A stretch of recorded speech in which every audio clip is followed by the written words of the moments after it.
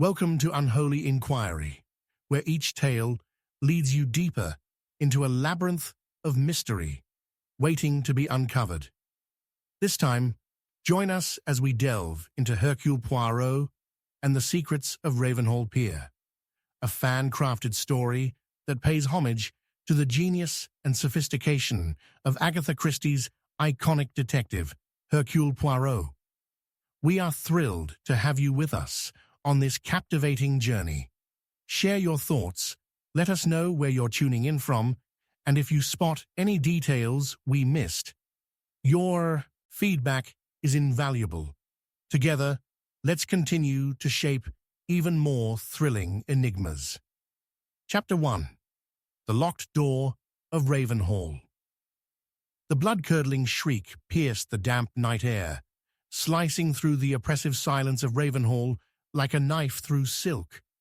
It was then that Hercule Poirot, ensconced in a corner of the opulent drawing-room, caught the eye of his companion, Miss Violet Green, who was clutching her pearls with white-knuckled urgency. "Mon Dieu, it comes from the library," Poirot declared, rising to his feet, his mind already racing. As they hurried through the grand corridor, the flickering gas lamps cast elongated shadows that danced nervously along the velvet curtains, echoing the feelings of unease that lay thick in the atmosphere. The door to the library, normally a grand entryway to opulence, stood ominously ajar. They stepped inside, the glint of polished mahogany already dulled by the scene that greeted them. Sir Edgar Thornfield, the wealthy host of the weekend gathering, lay sprawled on the Persian rug, his lifeless form surrounded by a pool of crimson that soaked through his immaculate white shirt. The unmistakable grotesqueness of his glassy-eyed stare turned the opulence of the room into a ghastly mockery of grandeur. Poirot cast a quick glance around the scene, his mind a whirl of questions. The door to the library was locked from within, jangling the key that hung from its hook like a taunt. The irony of it impenetrable. A heavy storm had rolled in, and thunder crashed outside, silhouetting Poirot's sharp features against the flickering glow of the struggling gaslight. How had the perpetrator escaped? Had he been alone? A whirlwind of speculation began to churn within him as he knelt beside the body. Who was the last to see him alive? Poirot asked, turning his gaze towards Violet, whose face was a mask of horror and fascination. The other guests would arrive soon, their reactions unpredictable. "You must alert the others, mademoiselle. We will need them to speak of their comings and goings since the storm began." As Violet scuttled away, the air bore an unnatural stillness. Poirot's eyes landed upon a silver cigarette case embossed with the initials E.T., swing beneath the dark oak desk. He plucked it up with delicate fingers, noting the faint traces of lipstick smudged upon its edges. "Clever," he murmured, a sly smile creeping onto his lips. "An odd choice for a seasoned gentleman such as Sir Edgar. This lipstick does not belong to our dear host." Seconds later, the door creaked open, and in stepped Lady Margaret Thornfield, the widow, her face a tapestry of grief and indignation. "What has occurred? Why is the door locked?" she demanded, betraying an underlying unease as she glanced at her husband's body, her composure fraying at the edges. "Edgar!" she cried, a relentless sob tearing from her throat as she crumpled to her knees beside him. Poirot observed closely, noting the minutiae that played upon her features, the flicker of resentment that governed the horror in her eyes, the quickened rise and fall of her chest, betraying more than simple shock. "Madame," he began gently, "I sympathize with your loss, but I must inquire, did you hear anything unusual before your husband's death?" Lady Margaret's eyes darted away, an odd tremor in her lips. "No, I was with Charles," she stammered, speaking of her younger brother-in-law, Charles Thornfield, who had always cast a long shadow over family matters. He would vouch for me." She looked up at Poirot, her expression transforming into one of desperation. "You must believe that I could not—" "Ah, it is not I you must convince, madame, but the truth," Poirot interrupted, noting the vitriol woven into her words. "Allow yonder thunder to guide your memory. We require details most essential." At that moment, a flurry of voices erupted outside the library, the other guests milling in, curiosity and dread battling for control among them. Among them, Charles appeared, his gait casual, yet a flicker of something darker glimmered in his eyes as he took in the scene. The dead body of his brother, alongside a visibly distraught widow. The room thickened with suspicion as whisperings began, the air electrified with tension. "Edgar always had a fool's notion for theatrics," Charles announced. Tone almost cavalier, the flickering lights rendering him a shadow of contradiction. "Locked in, with no way out. How quaint." Poirot turned, his steely gaze upon Charles, studying the subtle clenching of his jaw, the way he brushed off the gravity of the scene with unsettling ease. "Perhaps it is you, monsieur, who are suggesting that this act was one of mere folly, rather than murky intent." He leaned in, voice a whisper, yet potent, with an authority that pierced through the rumbles of the discord. "Of course not," Charles replied too quickly, the edge of irritation sharpening his tone. "I just mean—" Before he could finish, Poirot was interrupted by the sudden arrival of the local constable, a stout man, burdened by a weighty air of duty that rendered him stiffer than the inanimate body sprawled at their feet. "What's going on here?" he demanded, eyes wide and bewildered. Poirot stepped back, drawing the constable into the circle of suspects, and then a bolt of realization washed over him. Sir Edgar's locked library, this blind disaster, and now the unattended chaos of the storm did not sit right. He needed to extract confessions, juxtapose them against the truth of the room. A sense of urgency loomed, and he was just beginning to string the clues into a narrative when another thundercrack echoed ominously from outside as the manor took on a darker shade. A sudden scream broke the air again, this time from the entrance hall, shattering the tension filled within the library walls.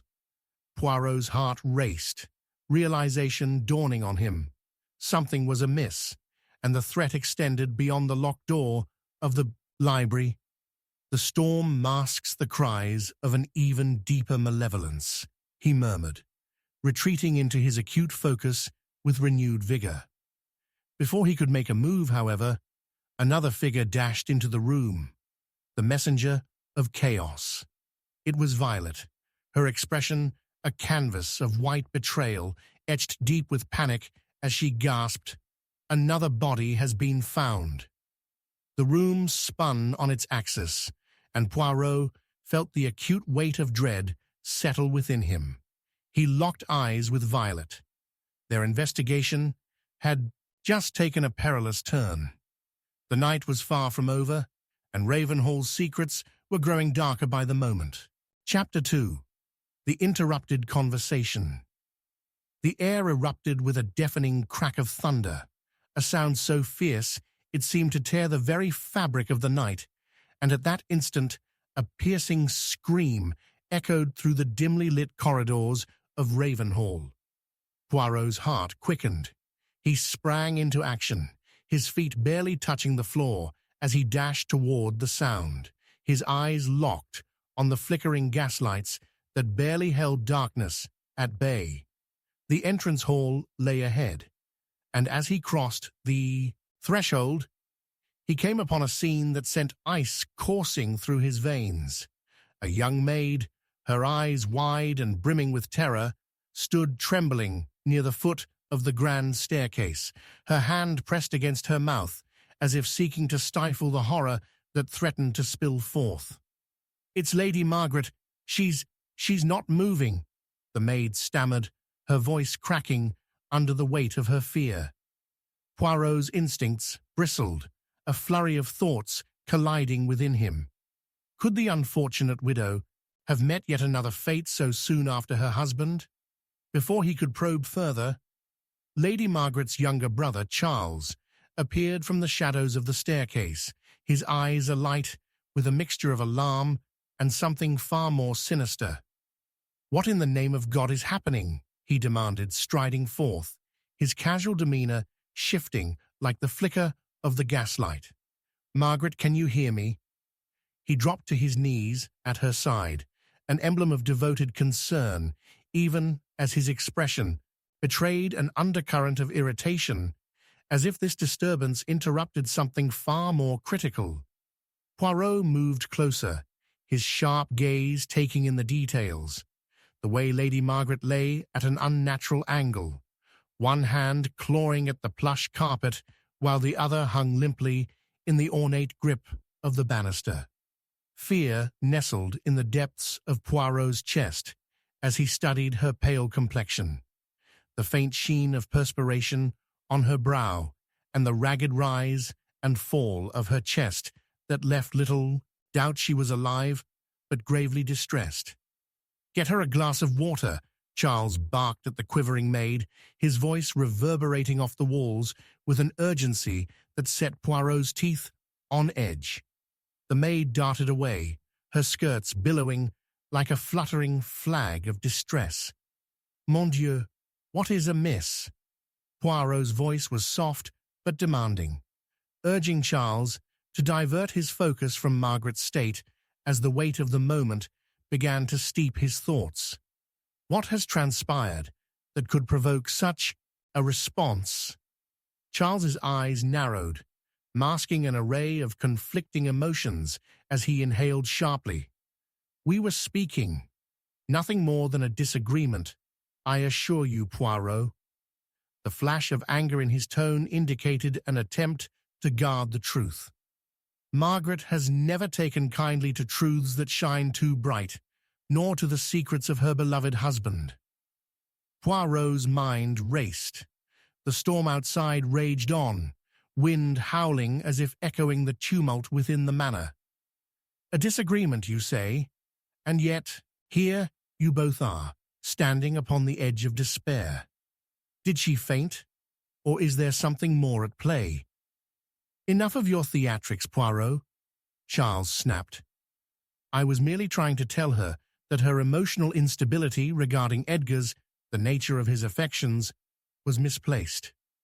His voice wavered for a moment, revealing an intrinsic fear that threatened to surface. Do not turn this into a performance. This is merely a matter of family, of loyalty." Poirot studied the young man, noting the flicker of panic beneath the veneer of indignation. Loyalty? To whom did it truly extend?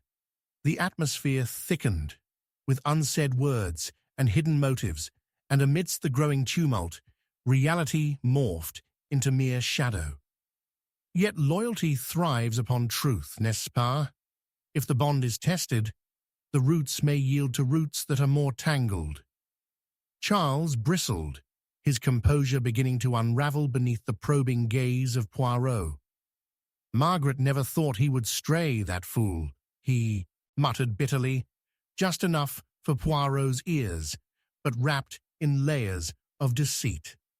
Not long after, the maid returned with a glass of water, trembling hands held forth. "Lady Margaret, please," she pleaded, her voice softening as she knelt beside her mistress, mistaking the lengthening silence for recovery rather than resignation. The trembling figures around them formed a tableau of fear, action halted under the weight of expectation. Now, mademoiselle," Poirot interjected, his voice low, yet authoritative, gently laying a hand on the maid's shoulder to halt her anxious ministrations. "Let us allow the lady a moment of peace while I collect my thoughts. The undercurrents of this evening are more complex than mere disagreements." The room was engulfed in a heavy quiet, the tension radiating outward like ripples in the water. An unspoken understanding settled among them, broken only by the distant cracks of lightning that illuminated the space with ghostly flashes. Poirot's sharp mind whirled, fixating on fragments of their conversation, hunting for shards of truth amongst the chaos. "I believe there lies more to Edgar's unfortunate demise than family grievances," Poirot suggested softly, his eyes narrowing in scrutiny of Charles. "Your manner evokes a concern, monsieur, for your eagerness to quell conversation suggests alternative histories." Charles's facade flickered, his voice laden with frustration. "You think me suspect because I care for my family? Or are you insinuating I have a hand in Edgar's death? I had no love for my brother, a hindrance more than a companion." Another thunderclap echoed, shaking Ravenhall's very foundation. At that moment, Lady Margaret's eyes fluttered open, revealing a depth of sorrow that poured forth as she clutched her brother's arm with surprising strength. "Charles, he knew things, secrets that needn't have been confessed. A wheel turning on the cusp of revelation is a dangerous thing." Her breaths were labored, yet her grip tightened, as if clasping the strands of fate, now unwinding. "Secrets?" Poirot's voice cut through the rising tide of chaos, seizing upon the word. "This mystery grows unsightly by the moment. What truths held your husband captive, madame? Was there indeed a game afoot that cost him his life?" A wild look overtook Margaret's expression, one enveloped by fear and foreboding. "You don't understand," she gasped. He found something he should never have seen. Suddenly, a commotion erupted from outside the entrance hall as the local constable burst through the grand door, his face pale and stricken. "Another body has been discovered, down by the pier." The room fell into a stunned silence, broken only by the gnawing wind outside, a harbinger of impending doom. Poirot's heart raced, a grim understanding setting in. Unraveling truths and concealed darkness threaded together ominously, straining the fragile bonds holding Ravenhall's residence as the storm outside roared with fierce fury. He turned to the gathered faces, a whirlwind of despair swirling in their eyes. "We must act, now," he declared, urgency framing his words as the world around them spiraled deeper into chaos. The storm's violent embrace mirrored the turmoil within, and just as Poirot stood his ground, a scream punctuated the night, echoing sharply through the manor. It reverberated with tension and unresolved secrets, a prelude to a deeper catastrophe that awaited to reveal itself. Chapter 3. A letter arrives too late. A violent crash of thunder cascaded through the corridor as Poirot's senses exploded with alarm. Lady Margaret, who had only just regained her composure, now lay still once more, her breath a fragile whisper escaping her lips. Panic rippled through the gathered group, yet it was more than the tempest outside that struck fear into their hearts. The atmosphere thickened, suffocating with unspoken truths, while the room's shadows danced maddeningly, hinting at secrets lurking just beyond the edges of perception.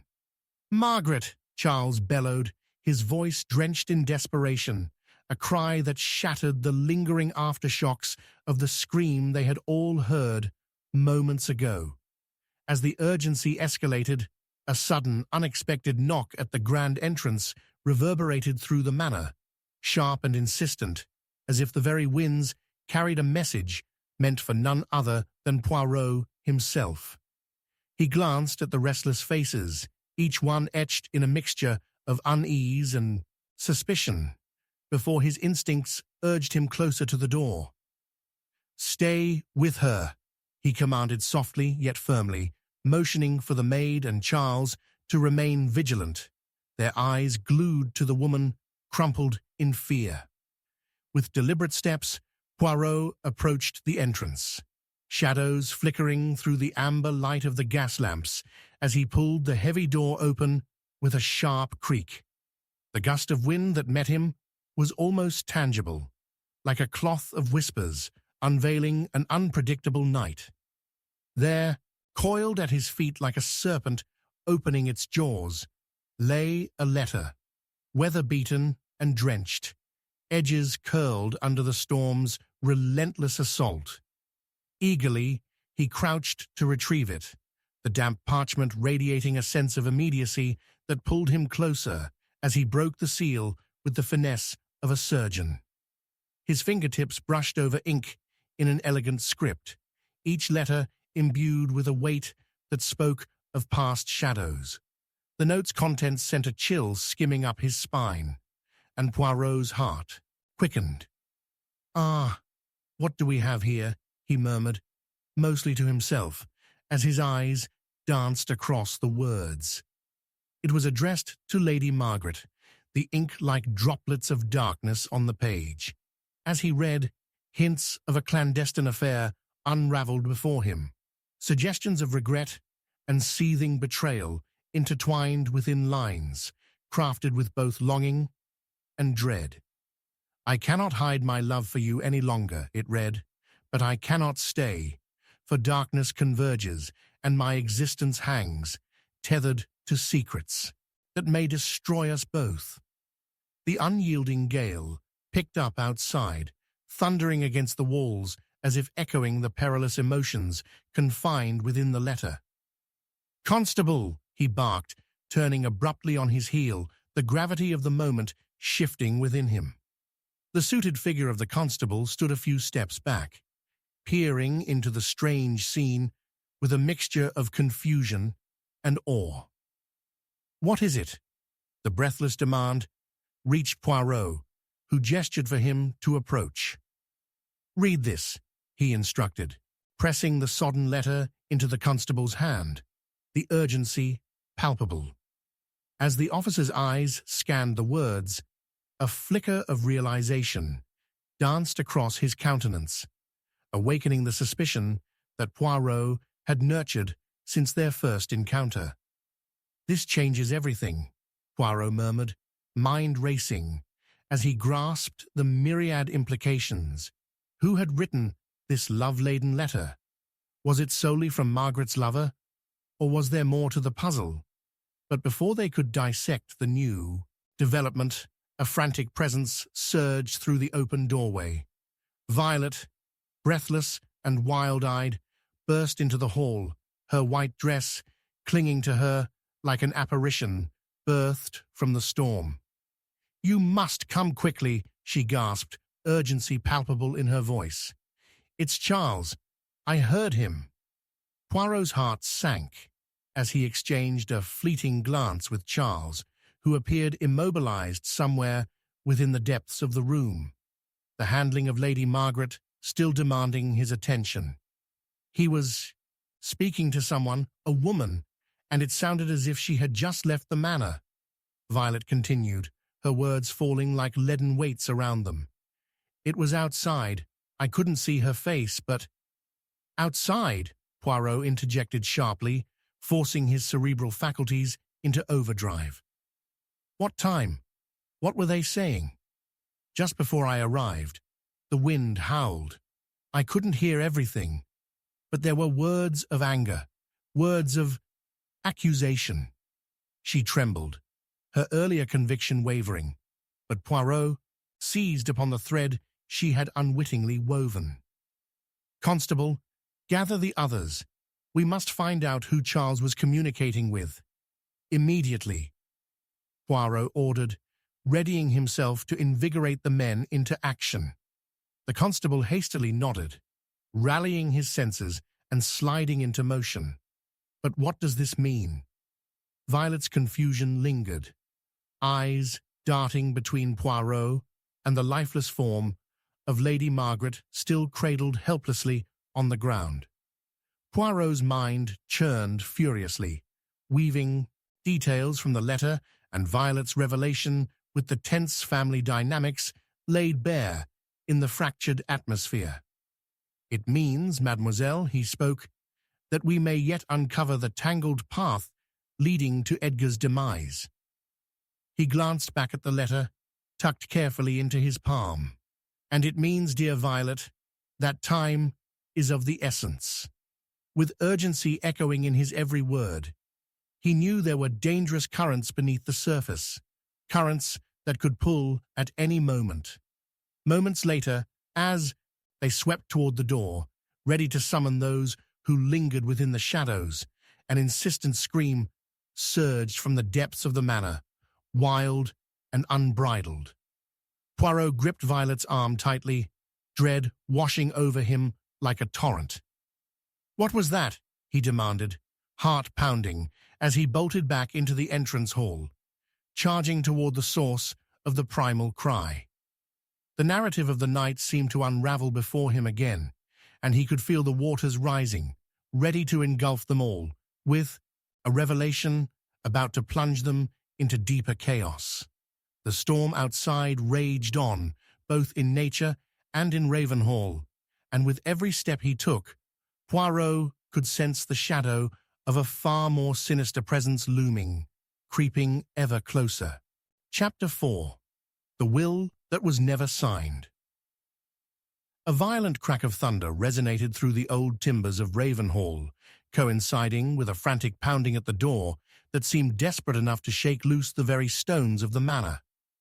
Poirot, still reeling from the scream that had echoed just moments earlier, felt the sudden adrenaline surge through him. "Open the door!" shouted Charles, urgency laced with irritation, as Poirot stepped forward reluctantly, his mind swirling with the implications of that scream. What fresh horror awaited them? When he yanked open the door, rain lashed across the threshold like a sheet of glass shattered by unseen hands. Standing in the doorway, soaked to the skin and eyes wide with terror, was the maid. "Monsieur Poirot, you must come quickly," she pleaded, her voice barely audible over the howling wind. "It is Lady Margaret. We found something in her—" "Calm yourself, mademoiselle," Poirot instructed, despite his own trepidation, rising. The atmosphere, thick with dread, pressed in on them, and he shared a quick look with Violet, who hovered anxiously behind him, her earlier wildness now replaced by grim resolve. "What have you found?" "It is her writing desk," the maid replied, breath trembling more with anticipation than fear. "You need to see it, monsieur. It's about the will that was never signed." At the mention of an unsigned will, Poirot felt a jarring reawakening of that most sinister possibility. Inheritances often bore grudges deeper than love. An unsettled hush descended around them, as if the very walls of Ravenhall had leaned in, anticipating a revelation. An inheritance, he knew, could lead one down paths steeped in betrayal and blood. "Lead on," he commanded, stepping aside to permit the maid to navigate him through the cacophony of fear and uncertainty that surrounded them. They rushed through the dimly lit corridors of the manor, echoes of the storm reverberating through the old wood, shadows splitting and curling as Poirot tried to ascertain the growing tension each step revealed. When they reached the drawing room, the atmosphere deftly shifted again, as if the air itself had grown heavier with secrets.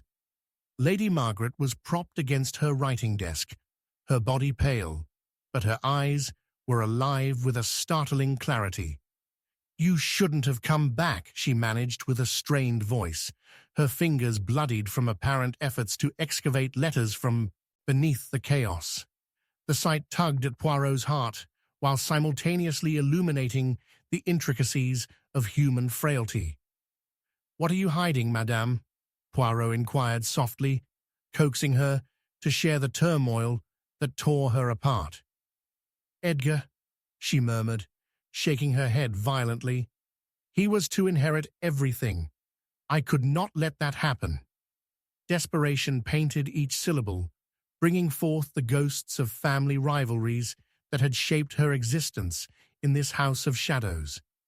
"Then there is no will?" Poirot frowned, piecing together fragments of Margaret's anxiety and the pressure radiating through her frail form. "There is a will," she said, eyes flashing. "But it was never finalized. Edgar knew of its existence. He found a paper in the attic, a draft. He began to manipulate it." Her voice cracked, and the tension mounting thickened, spiraling to suffocation. Poirot's mind raced. And who else knew of this draft? The question hung in the air, heavy with uncomfortable truths waiting to be unveiled. "Everyone." Charles believed he deserved more than Edgar, but he lacked legal verification, she blurted, desperation morphing into venom. "I thought the letter was the secret we needed. A threat, yes, but powerful enough to consider a game of manipulation. He could not trust me or anyone else." The implications of her words burrowed into Poirot's psyche. If Edgar had fallen victim to his own ambitions, if the will suggested betrayal from within, it could explain both his death and the unrest that poured like rain over Ravenhall. The constable arrived, breathless as chaos seemed to throb around them. "What is the status of the body at the pier?" Poirot asked, his voice steady amid the storm of emotions. "A woman's body, sir," he answered, his voice tinged with dread. "A letter was hidden beneath her, but she's unrecognizable. Hair from the exact same, that of Lady Margaret." The room plunged into unsettling silence as cold realization washed over Poirot. The killer had struck again, and the secrets buried within Ravenhall were festering like an open wound. "We must gather the others," he ordered sharply, feeling the weight of revelation girding him for confrontation. Suddenly, a wild expression crumbled upon Margaret's features, her voice rising with hysteria. "You must not return to that pier, Poirot. This place is cursed. Edgar and I were brought here." She stumbled back, trembling against the desk, her grasping fingers tearing at the scattered papers in a frantic search for clarity. "Margaret, what did Edgar uncover?" Poirot pressed. The storm outside, crashing against the castle of echoes that was Ravenhall. Time-congealed moments where explanation hung tantalizingly at the precipice of revelation. "I don't know. Don't you understand?" she wailed. Light shifted from the dying embers in the fireplace. They were going to take it all. The family's fortune built on dark. A thunderous crash clapped, slicing through her revelation, and the lights flickered as if the manor itself recoiled from her truth. "Margaret, we must push through these shadows," Poirot urged, realizing he had to steady her before fear consumed them all. What secrets did Edgar possess? What was he hiding? It could mean life or death, not only for you, but for all of us. As if on cue, Violet's eyes widened, her gaze fixed abruptly on a shadow that loomed just outside the grand windows. "Someone is out there," she gasped, pointing urgently. The faces inside the drawing room turned to the window, all eyes drawn away from their desperate dialogue toward the dark abyss, lit starkly by flashing lightning. And just beyond the glass, illuminated for a flash in stark clarity, was the fleeting silhouette of a figure, watching, waiting, cloaked in the night, unmistakable. And all at once, Poirot recognized the truth that was about to be cast into chaos. "Stop!" he shouted abruptly, racing toward the door as the darkness swirled around him like a shroud. But the figure had vanished, leaving nothing but an echoing threat hanging heavy in the unyielding storm. And Poirot could feel the pulse of danger racing closer as he tore open the door. Behind him, the quiet resolve of desperation gave way to a collective gasp, the echo of something hidden just out of reach, threatening all they sought to uncover. The storm outside rumbled ominously, echoing the turmoil within. As Poirot plunged into the night, the weight of fate tightening around him like a noose. Chapter 5. The Vanishing Guest. A piercing scream sliced through the howling wind, followed by a resounding crash that sent ominous echoes reverberating within the damp cloisters of Ravenhall. Poirot arrived at the drawing room to find Violet staring wide-eyed, her breath hitching as she pointed to the open window, drenched with rain and vibrating with the tempest outside. "He's gone! He just vanished!" Her voice trembling, laced with an unmistakable fear that tangled in the air like the storm itself. "Charles, he was here just moments ago, and now..." Before she could finish, a gust of wind hurled itself through the room, extinguishing the flickering gaslights, plunging them into shadow. Poirot instinctively felt for the book of matches in his pocket, as flashes of lightning intermittently illuminated the terrified faces gathered around the writing desk. He cast a quick glance towards the crumpled form of Lady Margaret, a shadow lingering in the periphery of their collective fear.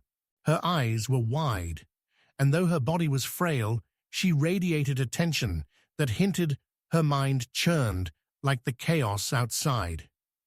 "Calm yourself, mademoiselle," he instructed, taking a measured breath to assert control over the rising hysteria. "We shall uncover the truth behind this vanishing act. When did you last see Charles?" "Just before the scream, he was arguing with Lady Margaret," Violet stammered, her brow knitted in distress.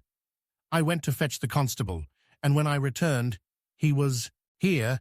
"He wanted answers, Poirot. Answers that may cost him dearly."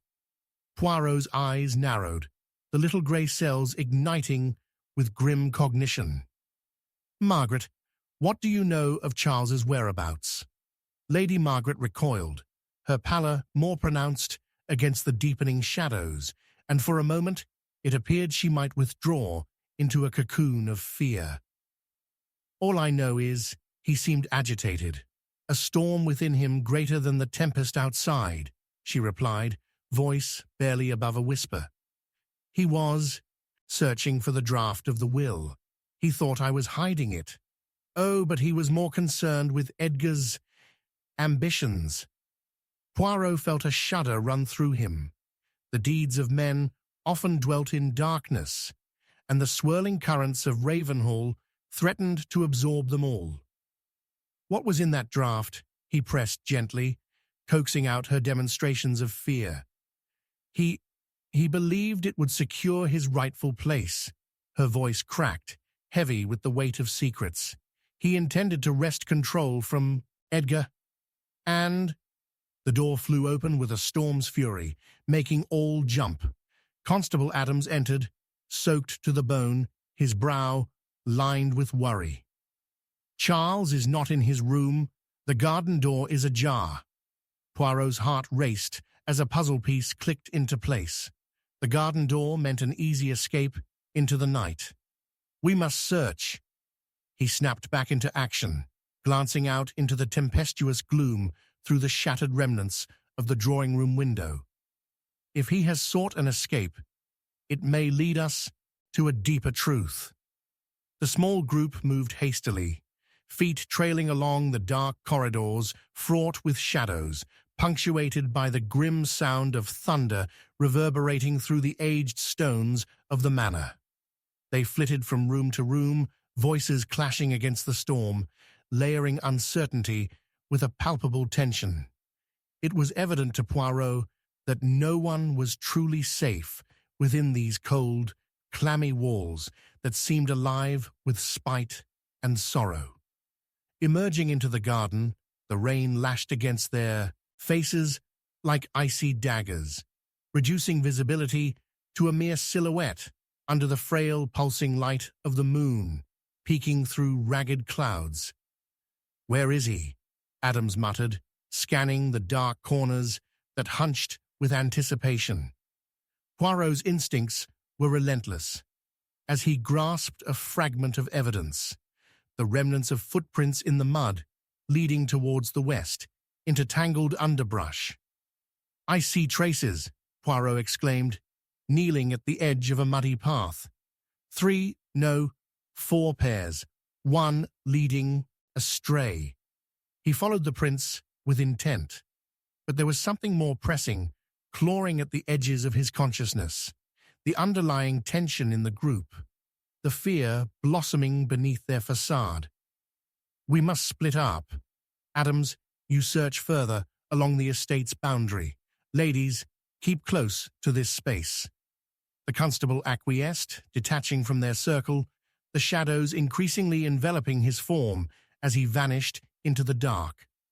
Poirot turned toward the two women, the fear palpable between them. "What burdens do you carry?" Violet shifted, pale and trembling, her distress radiating from her. "I didn't believe Charles would disappear. I thought he was merely agitated." "Agitation breeds desperation," Lady Margaret interjected, launching substantive accusation into the swirling winds. "You don't know what he's capable of. He was obsessed with finding the draft." Their words flickered like candle flames, flickering with suspicion that danced just out of reach. Poirot absorbed it all, noting the way Violet's gaze faltered under the scrutiny, her defiance fading away. "Margaret, if there is power in that draft and knowledge of it ties to Edgar's ambitions, Charles might be in grave danger, or worse," Poirot declared, his voice steady amid the chaos echoing around them. But then a flash of lightning cut through the storm with demonic clarity, illuminating the very edge of the estate, where the old oak tree loomed eerily. For one moment, in stark light, there was movement, just a flicker, a figure retreating swiftly away into the dark, then gone. Poirot turned sharply, adrenaline clawing through his veins. "A figure! Someone is there! Follow!" Without waiting for a moment's hesitation, he surged towards the underside of the sprawling oak. But the darkness beyond shielded everything too effectively. The echoes of the storm drowned out every sound as he called back to the women.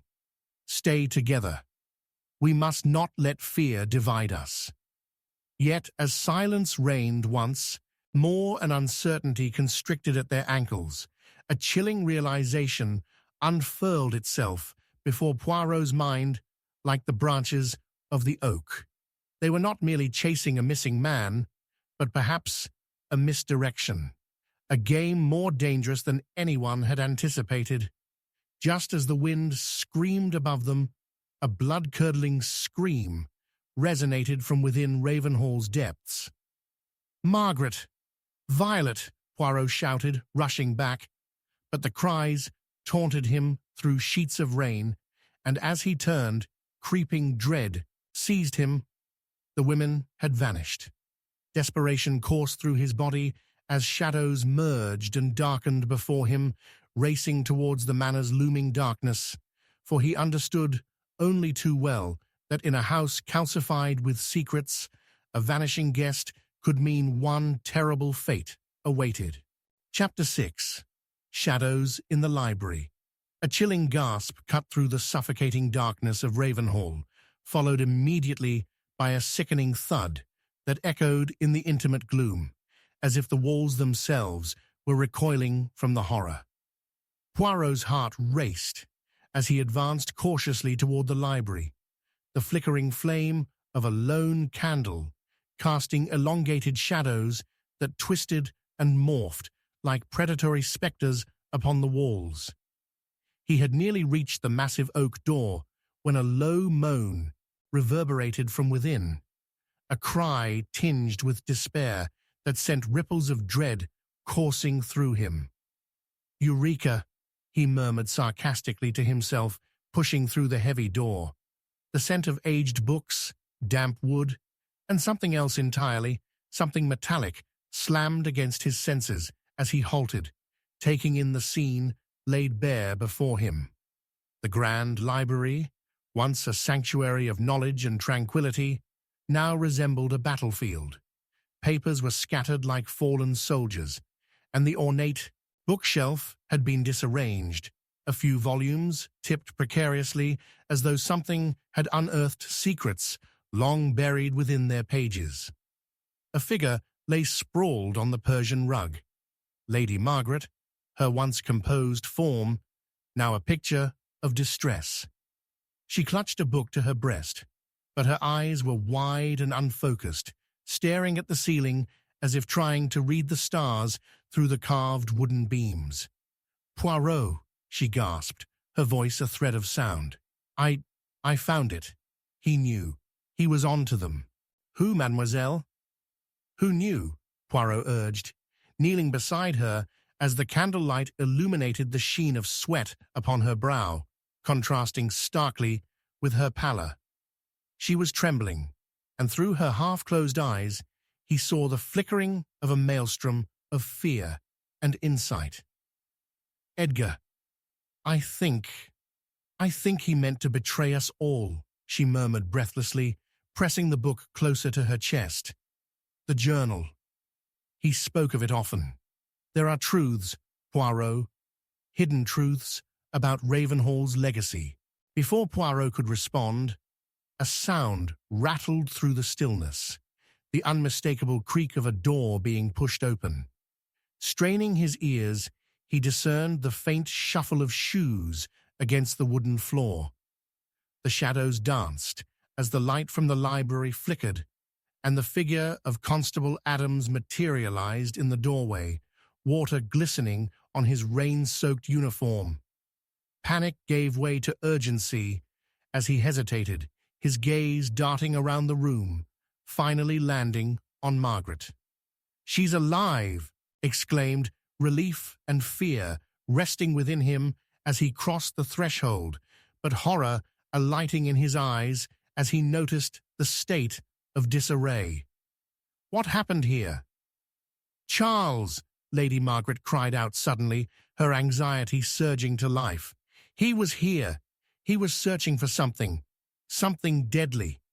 "Yes, and now we have this," Poirot interjected, forcibly extracting the journal from her trembling grip. The leather cover was cracked and worn, an ancient artifact shrouded in the dust of forgotten years. "What exactly was he looking for, mademoiselle?" She hesitated, her expression a mixture of fragile hope and terror, before whispering, "The will, I believe, and perhaps something more sinister." As Poirot flipped open the journal, his brow furrowed with concentration. The yellowed pages crackled under the intensity of the moment. Ink traced lines of elegant script, but the earlier entries faded into hurried notes, scrawled in a frenzied hand, speaking of blackmail, betrayal, and a shadowy figure who lurked deeper within the family's entanglements. The deeper he read, the more a sense of betrayal unfurled in the air, like the storm outside, fracturing the fragile lives woven through Ravenhall's history. But as he perused, a flash of movement caught his eye from the corner of the dimly lit room. His head snapped up. Adams was approaching a nearby bookshelf, a frown creasing his brow. "I don't like this," he said, his voice low and tense. "Something about this whole affair sits wrong with me." Poirot glanced at the constable, measuring something deeper in his tone. Your instinct is to blame the shadows, Adams. Have you experience with darker interests lying beneath these walls? I understand fear, Poirot. This house has become a web of deceit, the constable replied, eyes narrowing. There's something behind this bookcase. It's as if something is hidden there. What do you mean? Poirot demanded, his senses flaring to life again as he closed the journal with haste. The potential for revelation or danger thrummed in the air. Are you suggesting there are physical secrets concealed in this library? Let me check. Adams moved forward, and as he rocked the heavy shelf, it emitted a low creak, a sound that sent shivers ricocheting through Poirot's spine. The constable worked to dislodge the books, bearing the wall alongside the towering shelf. But before he could reach the final volume blocking access, the heavy door burst upon with surprising violence, revealing a figure cloaked in the guise of darkness. "Stop right there!" shouted a voice, wild and sharp as a cracking whip. The figure stepped forward, drenched and raging, and as the candlelight caught his features, Poirot froze. It was Charles, his clothes soaking wet, and his eyes glinting with a mix of fury and desperation. "Where is it? Where's the journal?" he barked, wild-eyed, as if the very shadows around him bore secrets meant only for him. "Charles!" Poirot called, out sharply, but the other man was already lunging into the room, eyes focused solely on Lady Margaret, who gasped at the sight of him. "You need to leave this place. It's no longer safe for any of us." The air crackled with tension as Charles advanced, but Poirot intervened, his voice steady but urgent. "Charles, you must understand. The answers you seek may reveal more than you intend. What are you prepared to lose?" But before an answer could come, a low rumble tore through the very heart of Ravenhall, another thunder crashing with force so intense that books fluttered from their shelves like startled birds. The lights flickered ominously above them, followed by a series of chaotic swirls of wind that whirled through the barely closed windows. As darkness cascaded into the room and the air thickened with dread, Poirot's eyes widened, for before him now were the paths of life and death colliding with unforgiving finality. "Out of the way!" Charles shouted, his voice cutting through the chaos. But Poirot could only watch as the fleeting figure of Margaret swayed, then stumbled back, grasping at her heart as if the very truth of Ravenhall was clawing at her sanity. "Margaret!" Poirot shouted, urgency igniting within him as the storm roared louder, drowning the desperate cries of the night. A sudden cacophony of shattered glass reigned within, and the journal slipped from Poirot's grasp, fluttering to the ground, revealing its contents to that cursed storm outside.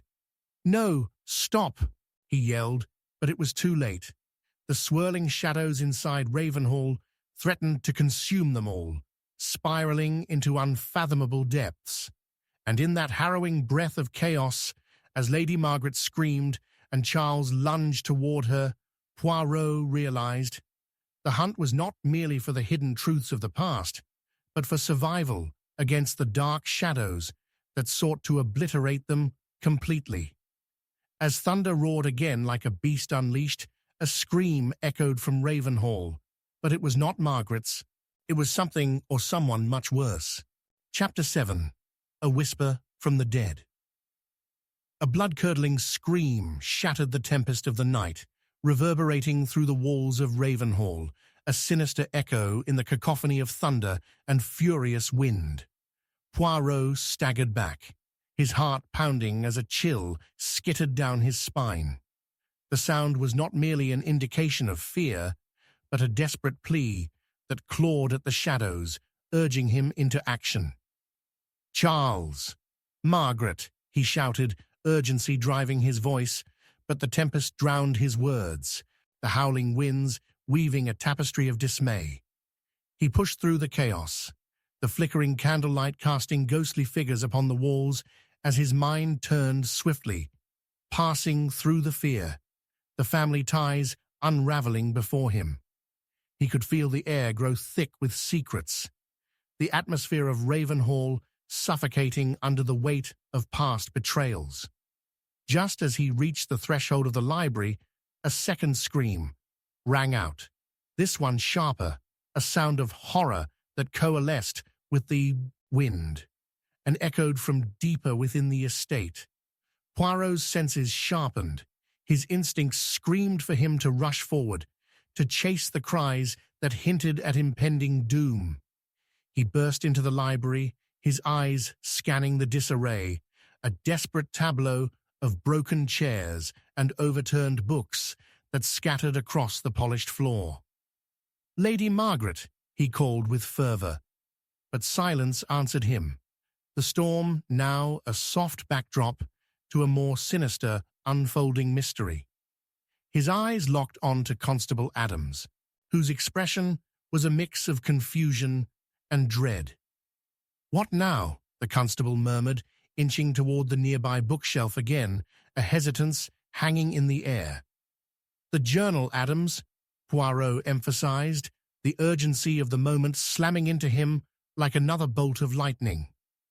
"We must determine what secrets might lead us from this shadow of darkness." He snatched the journal from where it had landed near the flickering candle, and as he opened it, the words came alive beneath his scrutiny. Suddenly, a glint of something beyond the pages caught his eye. An envelope, partially hidden between the leather covers. "A letter?" Poirot gasped, fumbling with the fragile piece of paper, his fingers brushing over its surface as he unfolded it with meticulous care. The edges were tinged with age, the ink smudged yet legible enough to whisper of deepest betrayals. The words struck hard. Betrayed, trust broken, a web of deceit binding them all. The letter began ominously, "To Edgar, your time to pay has come." A whiff of danger wafted through the library, as if the walls themselves bore witness to a crime long awaited to be revealed. "It speaks of a debt owed, a hidden truth that binds those present," Poirot murmured, scanning for the signature, a name that might join the tangled strands of fate. But the sender was as ghostly as the words, unsigned, a mystery unto itself. "Constable, this letter, there are implications here." Poirot's voice was electric, disbelief teetering on the edge of revelation. Adams leaned closer, reading over Poirot's shoulder, grim realization dawning as the words seeped into the soul of the matter. The constable straightened, his suspicions unveiled. "So Edgar was not alone in seeking answers," he declared, the storm outside quieting for just a breath as if holding its own excitement. Others were drawing nearer to the truth. Before Poirot could respond, a loud crash echoed from deeper within the manor, a punctuating punctuation to their thoughts. "Stay here," he cautioned Adams, sensing danger lurking beyond the flickering light of the library.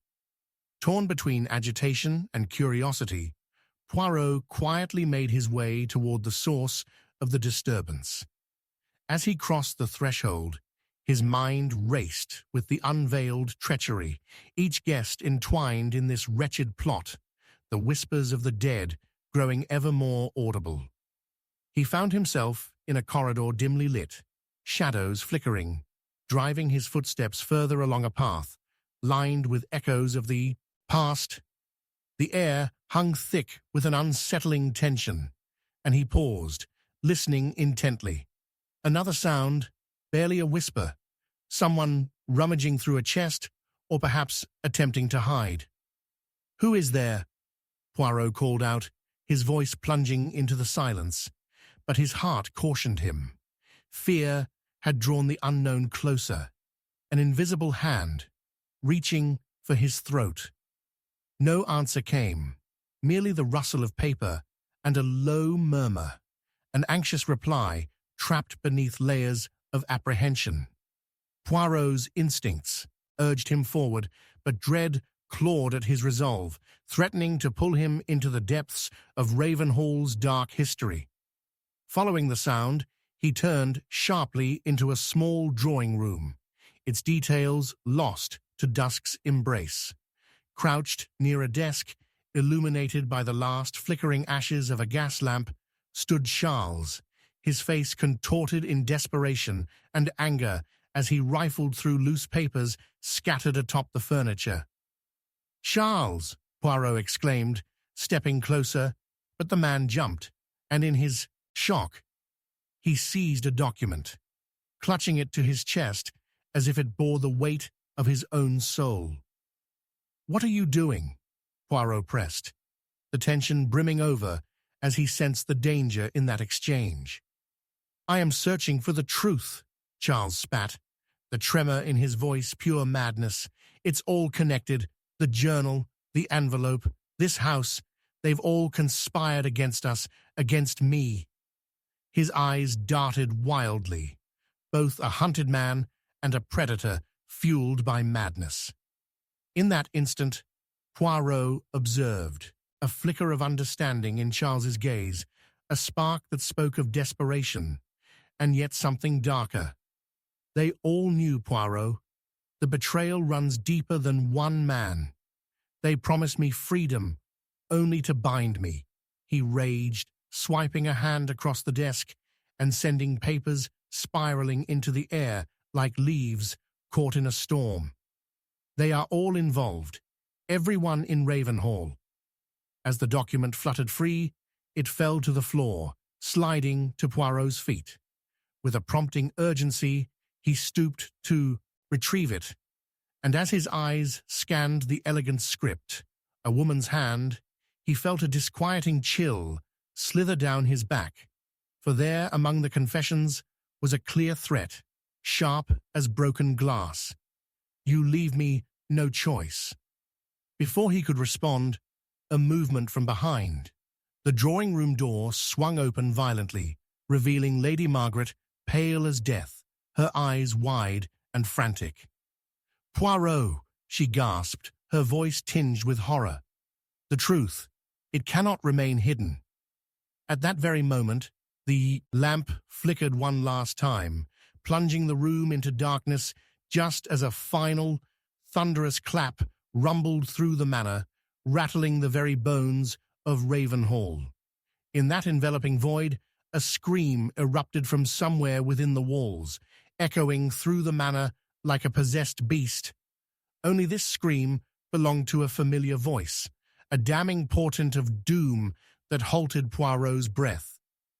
"Margaret," he bellowed, terror gripping his heart as he lunged towards her silhouette, but the shadows swallowed her whole, and in the sudden silence that ensued, a realization gnawed at his instincts. The quest for truth had just become a race against time, and Ravenhall, with its whispering dead, was not finished with them yet. Chapter 8. The Secret Beneath the Staircase.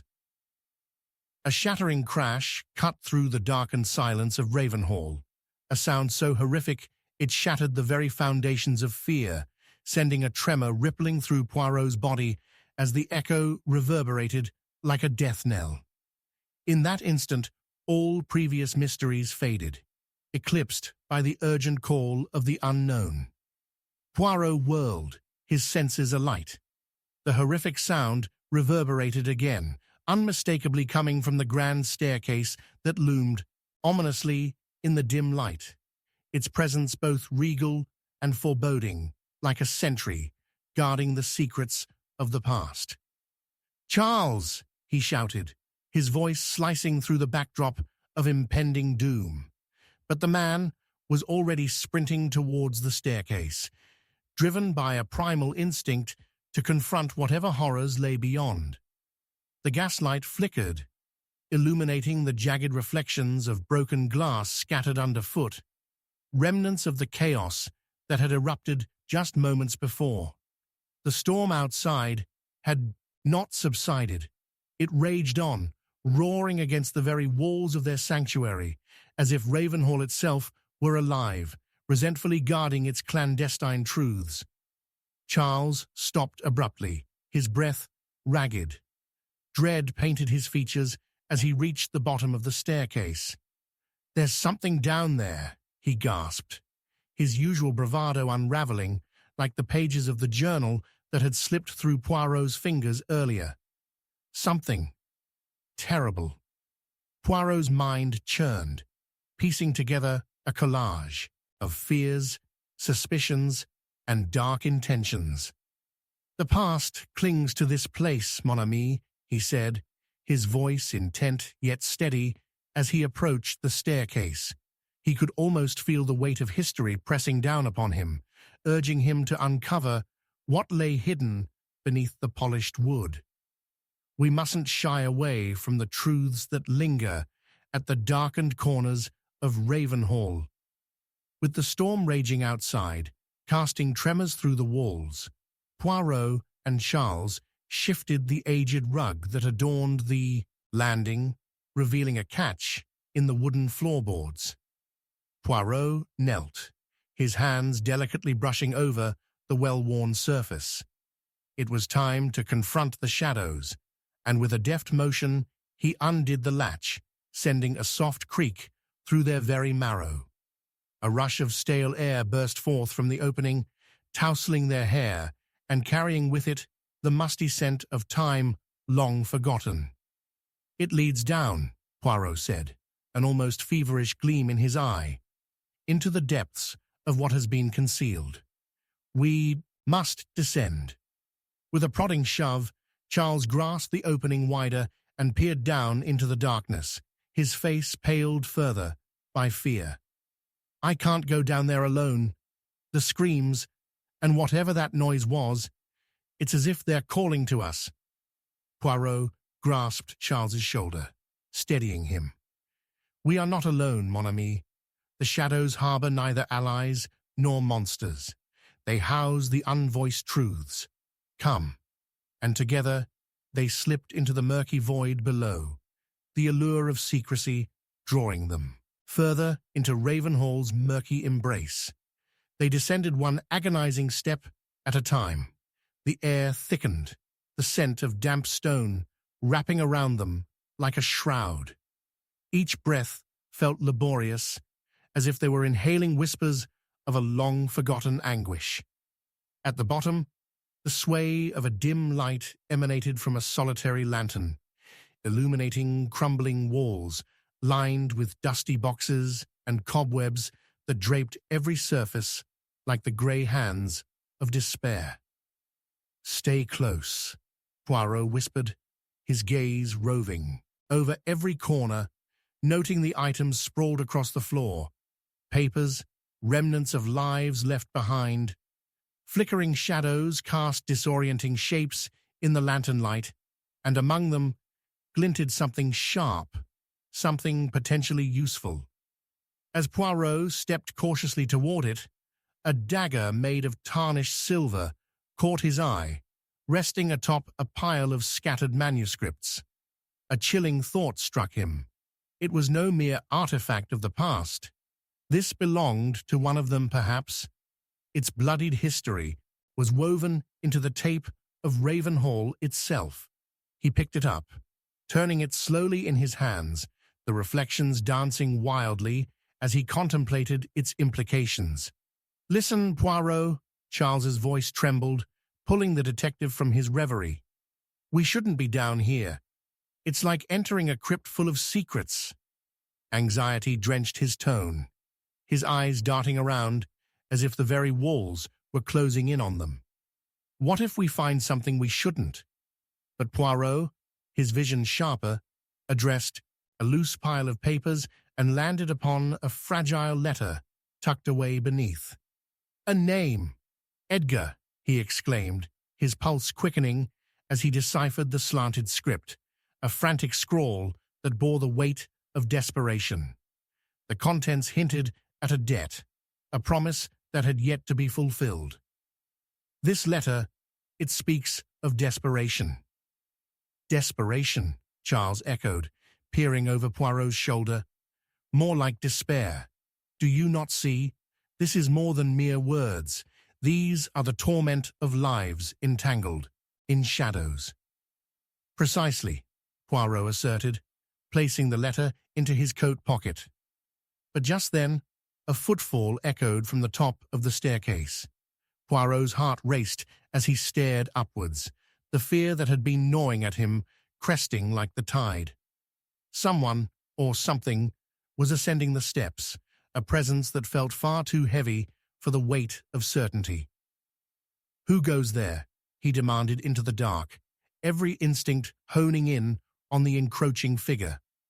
The lantern flickered, casting a brief illumination across Charles's paling face. Together, they held their breath, waiting. The footsteps slowed, then halted. "Is anyone down there?" a voice called, the timbre unmistakably that of Lady Margaret. Panic surged through Poirot, a rush of realization. She could lead them toward deeper truths, or into the jaws of danger. "You mustn't come down. It is not safe," he yelled back, urgency reigning. "Poirot, I can't stay up here. The truth must be confronted."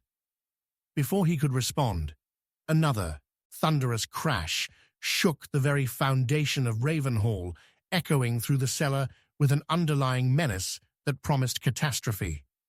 Charles grabbed at Poirot's arm, his eyes wide with terror as the lantern flickered violently, plunging the pair into precarious uncertainty.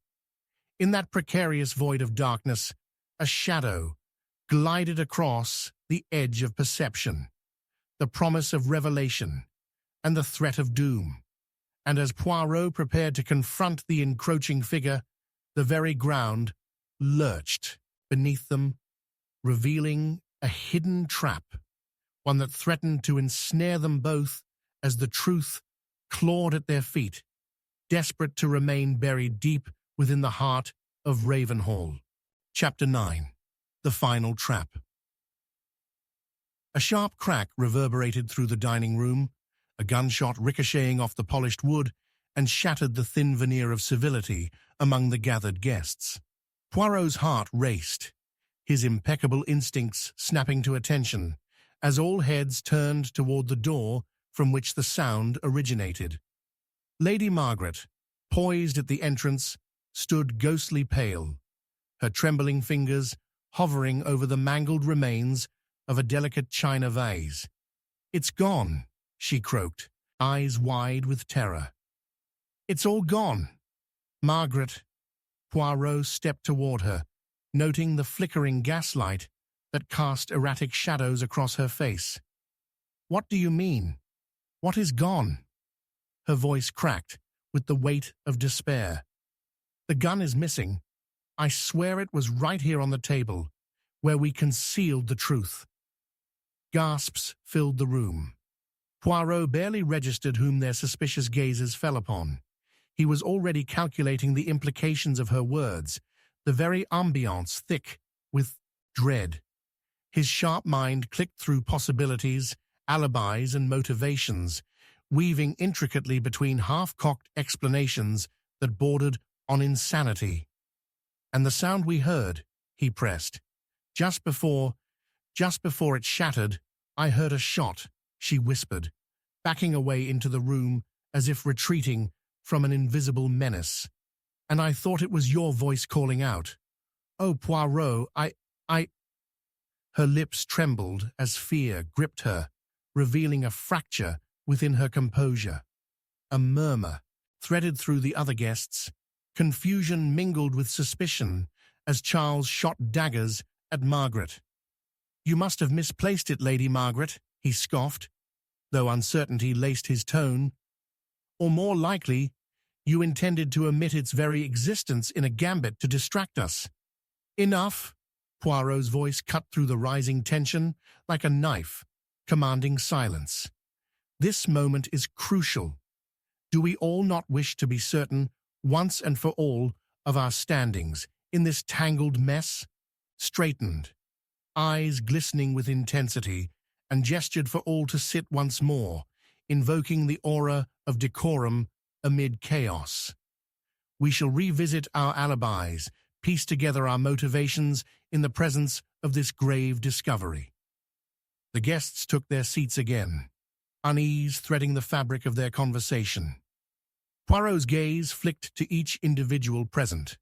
Edgar, with sweat beading on his brow, Lady Eleanor, her hands clenched tight, and Charles, still simmering in unyielding paranoia.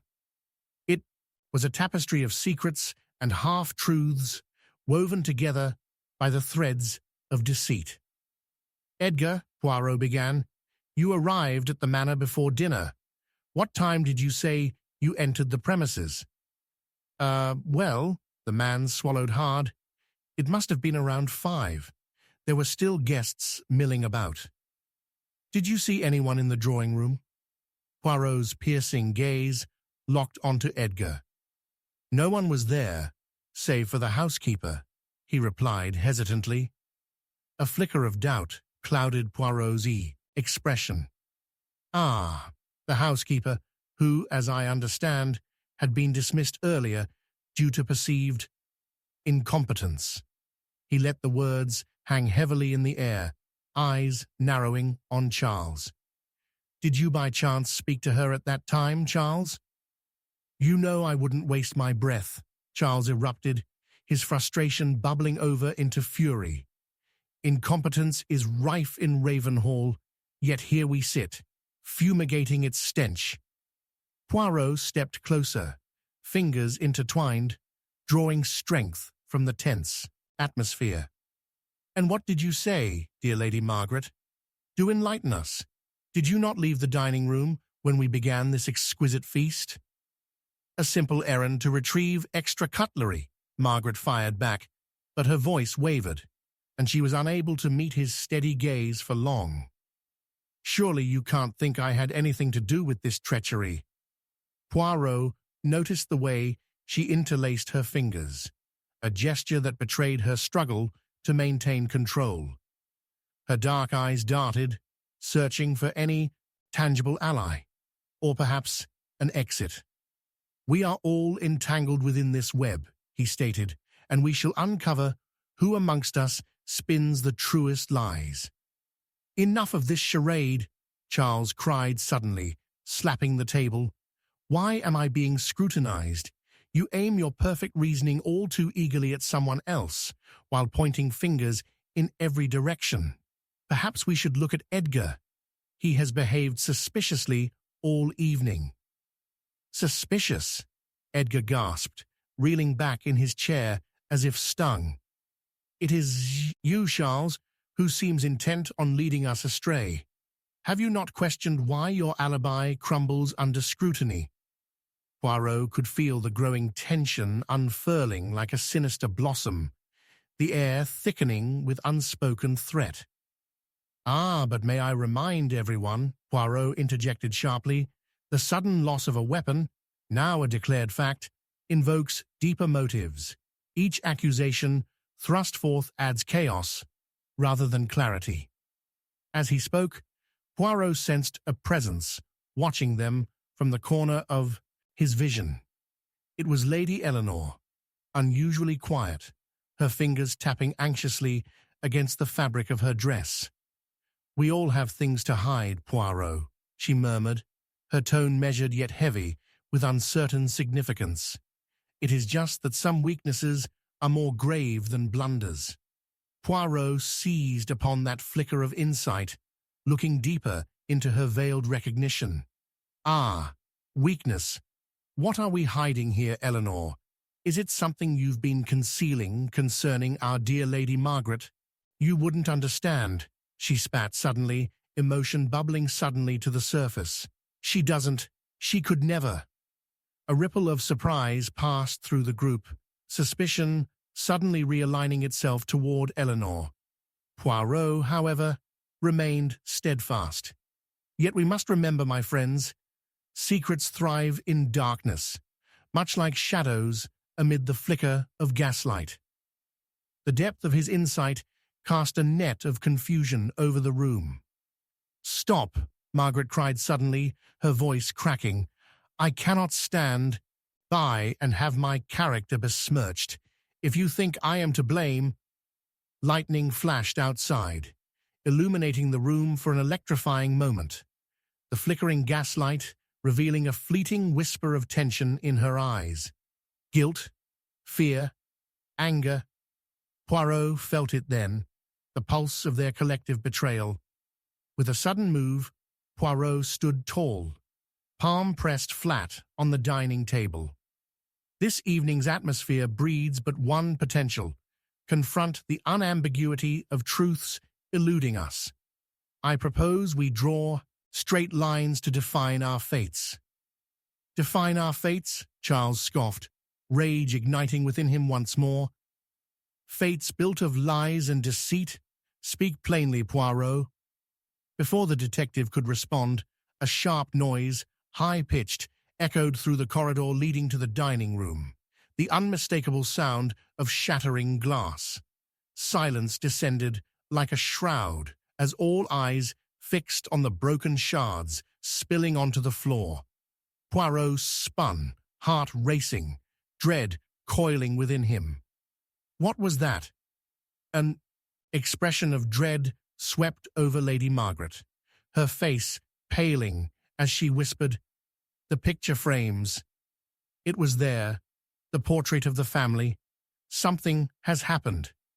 And then, as if time stretched indefinitely, a shadow drifted behind her, a presence veiled in the fraying edges of darkness. Poirot's gut twisted as the silence thickened, each breath laced with the promise of impending doom. "Turn around," he urged, but it was too late. Before Lady Margaret could react, the shadow lunged, and Poirot felt his blood run cold as a scream reverberated through the manor, resonating with threads of undeniable menace.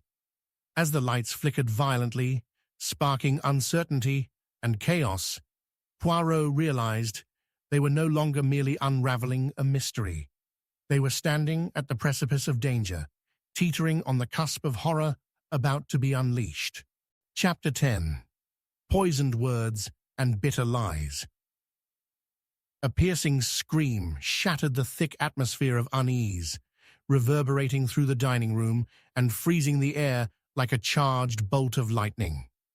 Lady Margaret twisted away from the shadow that had lunged at her, her eyes wide with terror. The figure loomed in the doorway, starkly backlit by the flickering gaslight, a silhouette of chaos and dread. "Stay away," Margaret cried, clutching her chest as raw panic gave way to dread. The others, momentarily paralyzed by fear, shifted uneasily in their seats as Poirot's mind surged with urgency, passing through the terror-stricken tableau in front of him. "Margaret, what has happened?" Poirot demanded, voice steady yet swift, slicing through the palpable tension. The scent of fear mingled with the acrid smell of gunpowder that still lingered in the room, each inhalation laced with the urgency of the moment. All eyes turned to Lady Eleanor, whose face had turned grey, her hands now trembling violently in her lap, the earlier bravado shallower than a puddle. It's in the halls," Margaret stammered. Backing away toward the dining table, she was trembling, and with every step, Poirot could see her slipping deeper into a void of panic. "There's blood on the floor, I swear. We must leave. Right now." "Leave?" Charles shot back, his voice raising in pitch as he planted himself firmly in his seat. "What madness is this? We are not leaving until someone explains what has happened." "Enough," Poirot interjected with the authority of his entire being, his hands raised to quiet the escalating frenzy. He turned, narrowing his gaze on the doorway where the shadow still lingered, feeding off their terror. "Let us proceed with reason, mes amis. First, we ascertain whether this shadow is a mere apparition or if we face something more sinister. Slowly, he stepped toward the entrance, every instinct attuned to the hushed movement behind him, aware that the others still clung to the fragile thread of their own designs. "Charles, maintain your composure," he advised pointedly, watching as the man's muscles tensed, his fingers curling into the polished wood of the table. "Edgar, dear fellow, would you be so kind as to fetch the lantern? The dimming light does little to assist our inquiry." As Edgar stumbled to his feet, glancing nervously toward the doorway, Poirot suppressed the urge to scream at the sheer illogicality of it all. The stakes were raised, and with them came the sharp tang of deceit lurking behind every shadow. He sensed it. Each guest, no matter their facade, was a con artist in this twisted game. Just as Edgar returned with the lantern, a sound broke through, an unsettling rustle, like fabric brushing against skin. Poirot spun around swiftly, raising the lantern to cast an oppressive light down the corridor. Nothing. Only the shadows whispered secrets older than time itself. "Margaret, where precisely did you witness this blood?" "Down the hallway," she breathed, each word shuddering under the weight of terror. "By the portrait of the family. It stood in that damned cursed spot." A flicker of realization pierced through Poirot's mind. There was something beyond the fear. There was history embedded in that very place. "The portrait?" he echoed, his curiosity sharpening with the unfolding tension. Was it not a representation of the very family secrets we are unraveling here? "Yes, the one that hung over the mantel." "Lady," Eleanor interjected, her voice cracking with sudden urgency. "It concealed a hidden passage, a passage that might lead us to truths even darker." "Or death," Charles muttered darkly, yet something in his tone hinted at complicity. Poirot's mind whirred, every little detail shifting into place. "Eleanor," he said, turning back as the others began to murmur. "Tell me what you know of this portrait and its legacy, its relation to the shadows of your past." All eyes narrowed on her, their collective interest sharpened by suspicion. She trembled under the weight of scrutiny, her fingers tapping faster, revealing nerves laid bare. It was said to have been painted in a time of turmoil, crimes lurking behind every brushstroke, betrayal painted into the family lineage. I simply—" Her words faltered, a crack in the porcelain of her facade. "Speak plainly," Poirot urged, his voice a calming current amid the rising tide. "You have knowledge. Do not cower now. What of secrets?" "I overheard. Once," she began hesitantly, her eyes darting to Charles's furious glare. "Something about a family heirloom believed to hold great power, possibly even a fortune. It was hidden away by those too eager to keep their own sins buried." The air crackled with unspoken truths, tension thickening with each revelation. Poirot's instincts honed in. Old allegiances buried, motivations ensconced in fear and greed. "And what of you, Edgar?" he probed, attention shifting toward the pale man whose superficial calm had been shattering like glass since the first shot. "What lies tangential to you swirl around the dinner table, my friend? You've remained oddly passive." Edgar bristled under Poirot's piercing gaze, swallowing hard, a bead of sweat trailing down his brow. I was only here as an invited guest, nothing more." "Guest?" Poirot echoed, tone dripping with mock incredulity. "A guest among a sea of carefully curated chaos? I sense that you, too, relish the tunes of this sinister opera, my dear Edgar." But just as Edgar opened his mouth to protest, Charles jumped up, fury spilling over like steam. "Enough of these poisoned words. You're all spinning tales meant to distract from the fact that we're in danger. None of you are innocent. Perhaps you alone know what lies behind that accusation, Eleanor shot back, her composure breaking under pressure. But I would wager the poison runs thick through your own veins, Charles. Poirot could no longer contain the mounting storm threatening to boil over within the room. Each of you bears the weight of a hidden sin, a bloody truth you clutch against your heart. But the time has come to unveil this intrigue. The wind howled against the manor's stone walls as he stepped closer to build momentum, his resolve gathering like a thundercloud on the horizon. Just as he turned to piece together their confessions, the sudden blaring sound of another shatter echoed from the very heart of the manor, filling them with horror. A distant scream, stricken and sharp, pierced through the night air. Poirot's pulse quickened. What was that now? He demanded, adrenaline surging through him as all turned, their faces ashen, horrified. The spectre of another tragedy loomed ever nearer, and Poirot felt the shadows converge tighter around the gathered group. The answers were slipping, but truths could not lay idle in dark corners for long. They had unraveled one mystery only to stumble straight into the deepening night. A confrontation awaited, and the depth of horror was barely just beginning to unspool before them. The stark realization hung heavy in the air. One, or perhaps several, awaited the reckoning at the end of this horrific chain. Chapter 11. The Confession. No one heard.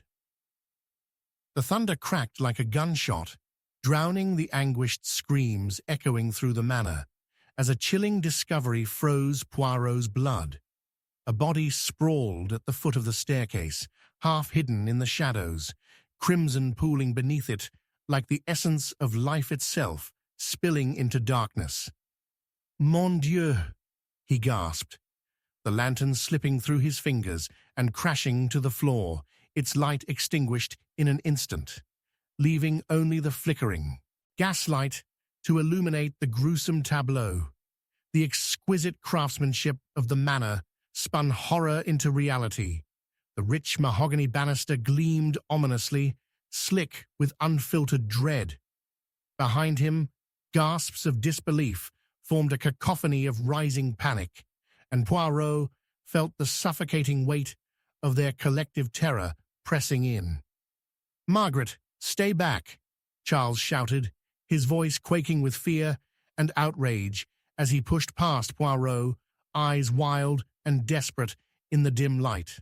But Margaret's feet were rooted, eyes locked on the sight that stalked reality with an eerie resemblance to a dreadful painting splashed with red hues. "No, it cannot be," she cried, her voice cracking like fragile glass, strands of desperation woven into her breath. "Restez calme.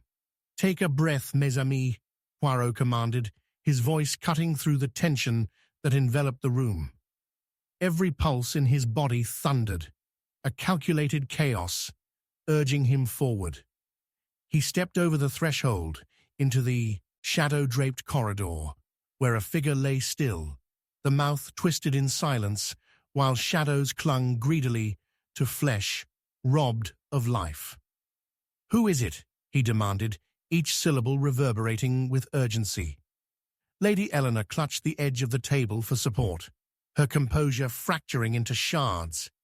"It's Edgar," she whispered, her features pale as the ghost that danced in the depths of her eyes. The man who had been merely an observer, now a lifeless evidence of intrigue that had spiraled into tragedy. Poirot narrowed his gaze, searching for any sign of betrayal beyond the frail edge of mortality. "Why? Who would dare?" Charles began, but Poirot cut him off, urgency igniting his purpose. "This is not the time for questions unheard, Charles. We must ascertain what lies behind this horror." He turned to the others, who stood petrified. "We need to barricade this manor. None shall leave until we uncover the truth. Fear is a cunning creature, and it thrives in the corners of our doubt." "What truth?" Margaret's voice trembled, breaking through the static of fear. "What truth can possibly justify this horror?" The tension in the air throbbed as her words sank into the gathering storm.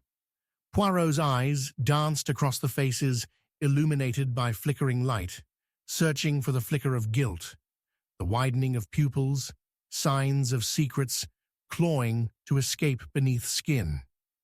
"It is not answers I seek, but motives hidden beneath layers of enmity.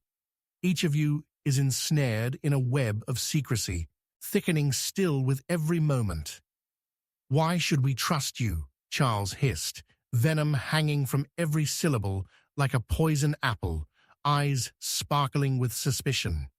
"You come here, demanding answers, while our friend lies in a pool of blood." "Edgar may have been more than he appeared, as are you all," Poirot retorted, his words as sharp as the edge of a dagger. "But even the shadows hold fear of the light that casts them. We must unveil the darkened hearts entwined within this tale. Perhaps that light is hidden behind motives of revenge." "Poirot," Lady Eleanor ventured, her expression taut, barely masking the turmoil within. "Edgar was bound to the family's secrets more than he let on. It is known he sought vengeance for some unspoken betrayal." Scoffing, Charles burst forth, "As if any of us would conspire against a supposed friend. Speak plainly." His anger stirred palpable tension, a fury masked in fear and self-preservation. Poirot raised his hands to restore order, his mind racing through implications and possibilities. A desire for revenge can cloak itself in the most innocent of intentions. We have here a portrait, a mask, behind which lies an ugly truth. A rustle from the darkened staircase drew everyone's attention. Poirot froze, narrowing his gaze toward the shadows. "What lurks there?" he demanded, heart thumping, as a figure trembled into view. Lady Margaret stepped forward, determination igniting her features. "I know the secrets behind Edgar's endeavors. I overheard conversations, things he wished to uncover about the family's past, motivations steeped in envy." Whispers cascaded through the group, like ripples in still water. "He wanted to expose the sins of the lineage," Margaret continued, a fire igniting in her eyes. "He believed the family had wronged him in ways I dare not speak." "Wronged him? In what capacity?" Poirot pressed, his eyes gleaming with fervor as he sought a thread to pull and unravel the tapestry binding their fates together. "The heirloom," Margaret replied, her voice hitching, as if confessing the deepest sin. "The family fortune he thought was rightfully his due to the blood that ran through him, the kindness lavished on him in vain." Poirot felt a surge of clarity, a delicate web tightening around them all. Ah, this fortune. It tied Edgar to this family in more ways than mere bloodlines. "Yet who among you would murder him to keep these sins buried?" he posed to the group, the future of their lives hanging in the shin air dot. Fingers pointed nervously back and forth, accusations flickering in the gaslight. As Poirot turned his focus back to the sprawled figure of Edgar, a sudden, heavy silence fell, slicing through the tension. A sound, a shuffling, fetched his attention.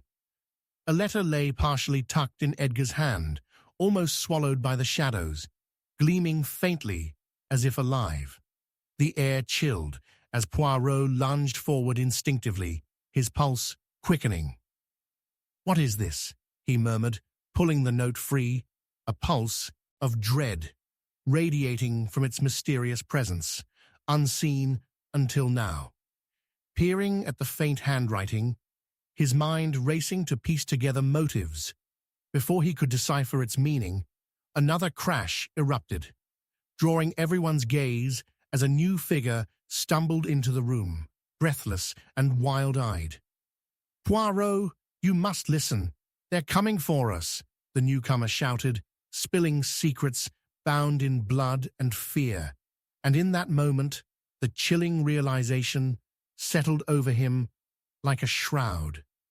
The truth had only begun to unfurl, and darkness held its breath, poised to unleash a storm greater than any they had yet encountered. Chapter 12. Beneath the Surface of Ravenhall. The door creaked open with a stark finality, thunder rumbling ominously outside, as though the heavens themselves mourned the tragedy unfolding within Ravenhall. Poirot stood, heart racing, the air electrified with dread as the bespectacled figure of Edgar swung before them, a spectre returned from the dead. "But how?" he managed to stammer, only to find his voice swallowed by the gasping confusion that gripped the room. No sooner had the words left his lips than Charles lunged forward, anger igniting in his eyes, an accusatory finger trembling in anticipation. You were dead, Edgar. What devilry is this?" The flickering gaslight danced, casting monstrous shadows against the grim decor, a shifting gallery of fear. Poirot's mind whirled, grappling with the sudden implications. "Edgar, you have returned to us, alive!" he exclaimed, though the dissonance of the moment twisted in his stomach. "Tell us then, what machination cajoled you back into the light?" "I could not remain silent," Edgar rasped, his voice strained as he clutched a bound stack of letters to his chest like a shield. "There are secrets of this family, darker still than the bloodshed tonight. I have gathered too many whispers into clarity, and now they threaten to unravel everything."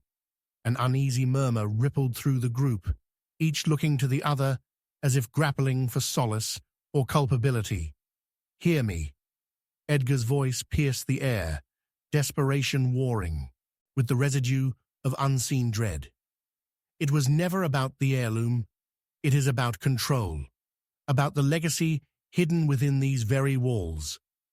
The electric pulse of tension coiling tighter embraced them, hearts pounding in tandem with the tempest raging outside.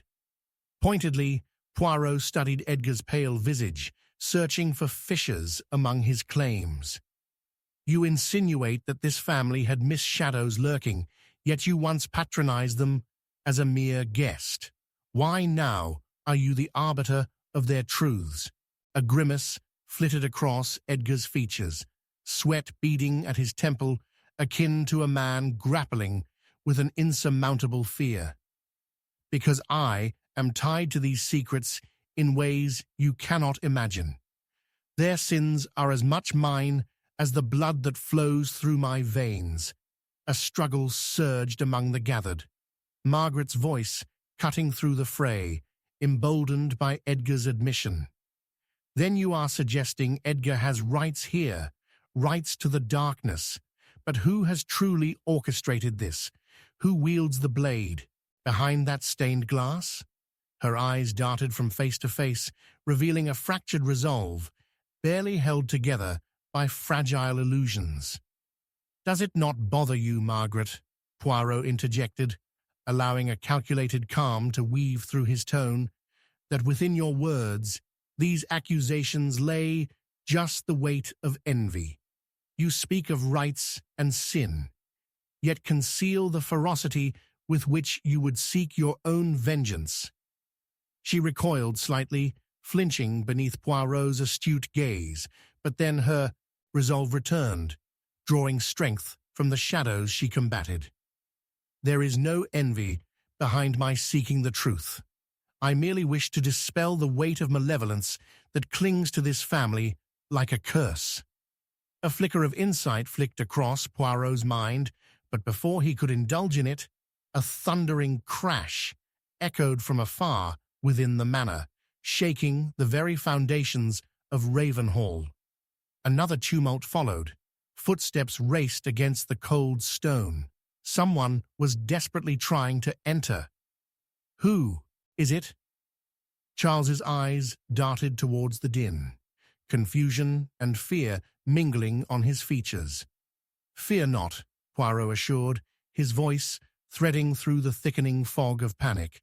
"But rather, let us uncover what else may lie buried beneath our curious conversation."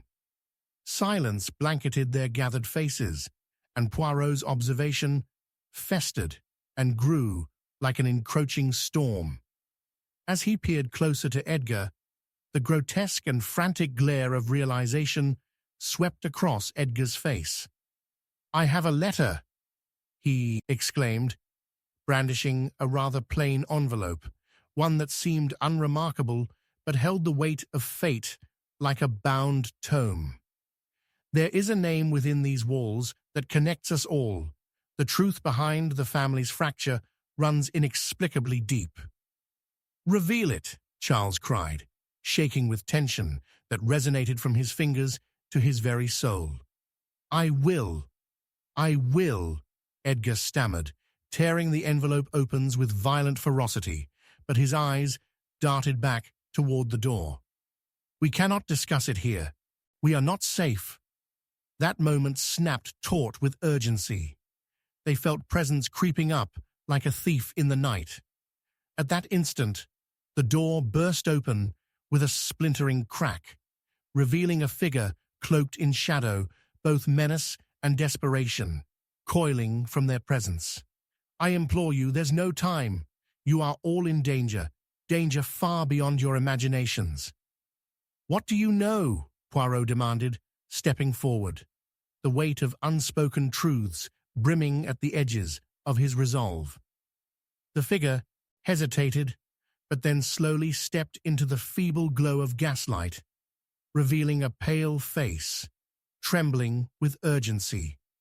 "It's all a ruse, plans set in motion for a murder, a blood debt that must be repaid. You must leave before it reaches you." With an urgency that sliced through the tension, Poirot's little grey cells ignited, tracing the intricate patterns to form a web of overlap and divine vengeance. "Wait, what murder do you speak of? What plans? Someone lurks among us, and the shadows bear witness." His heart thudded like a warning drum, the stakes higher than ever. All their lives hung in the balance amidst the shifting fog of secrets and lies. As the figure's eyes widened in horror, Poirot felt the deepening fissures around them shift with a disquieting rumble. Truths buried threatening to surface in sharp relief against the night. "Who?" Edgar breathed, interlocking his fingers against his chest, heart racing. "Who among us is intent on this bloodletting?" And as the earnest inquiry hung, cloaked in desperation, silence swallowed them. An ominous crack of thunder reverberated, echoing through the house, a warning that reality was about to erupt.